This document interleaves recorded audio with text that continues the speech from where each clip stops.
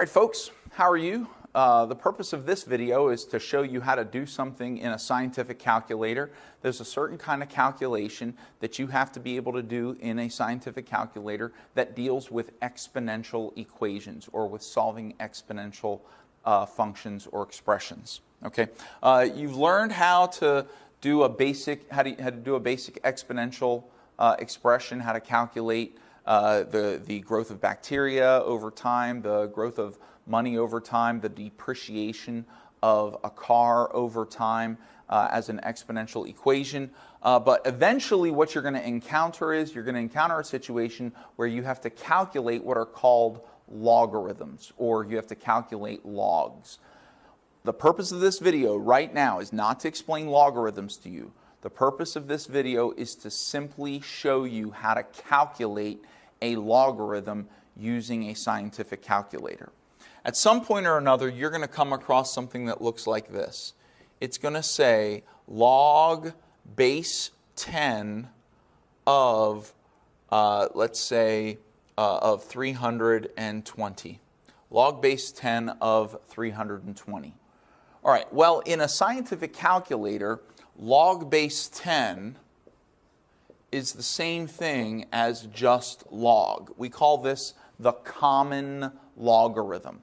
Log base 10, and that's how we say this. When there's a little tiny 10 down here, you say the word base before you say this number. So you say log first, then you say base, then you say 10, and then you say of, and then 320. So the way you would read this is log base 10 of 320. Okay? Now you should get used to saying that. In fact, let's try a couple of them. How would you say this?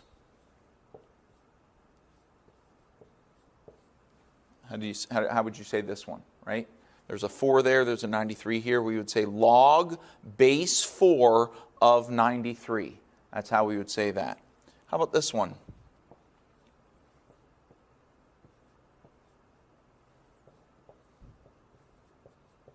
How would you say this one?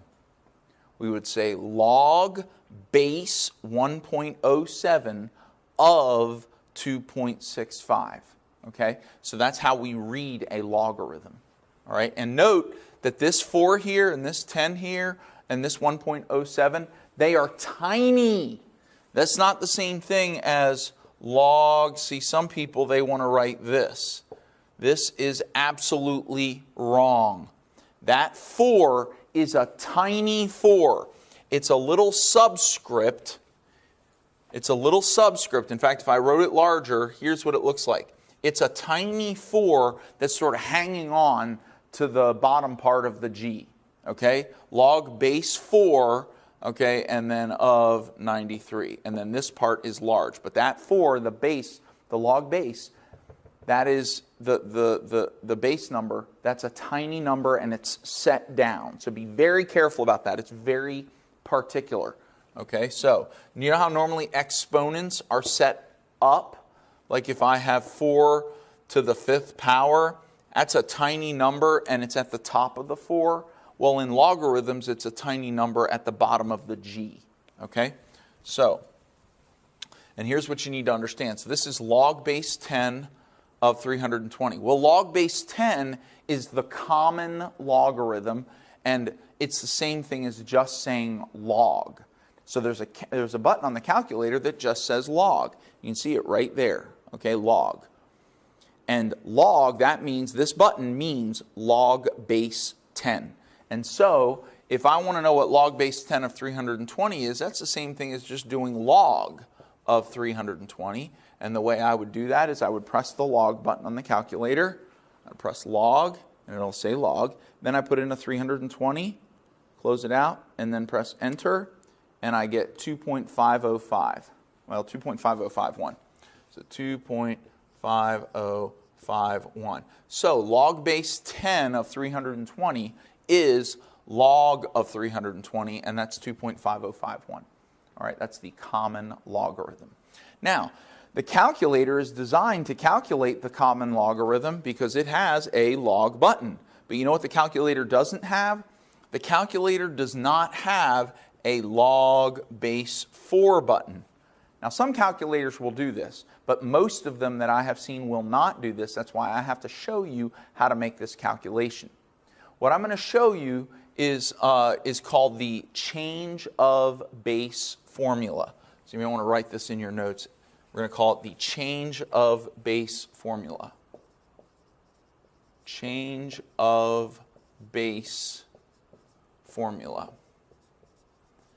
All right. And here's what the change of base formula basically says. It says that if you have log base, let's say log base A of some number B, then in order to calculate this in a calculator, what you have to do is you have to use the common logarithm, which is just log.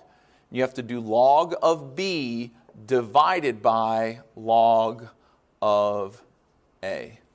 And this is how you would calculate this. So if we have log base 4 of 93 and you want to know how to calculate this, you can't type this in your calculator the way that you see it. What you have to do first is you have to do log of 93 divided by log of 4. So now in our calculator, if we type in log 93, close parentheses, divided by log, we have to hit the log button again, of 4, close parentheses, press enter, and we get 3.2696. 3.2696. 3.2696. Okay? So that's how we calculate a logarithm using a scientific calculator. If it's a logarithm that does not have, that's not the common logarithm, it's not base 10. Okay? Why don't you try this one? Grab a scientific calculator, try to calculate log base 2 of 100. Try to calculate log base 2 of 100 using the change of base formula. Go. All right, so to use the change of base formula, we got to do log of this number over here first. So log of 100 divided by log of 2. So in the calculator, we're going to type in log of 100. So hit clear here. I'll hit log 100, close the parenthesis, divided by log of 2, close the parenthesis, press enter, and I get 6.6439. 6.6439. Okay? Now you may be wondering what this number means.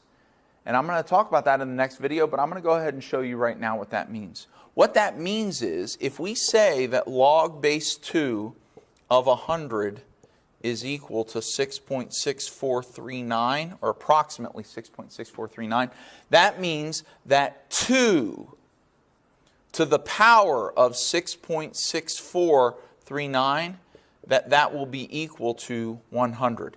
In fact, we can prove that right now. It'll be close to 100.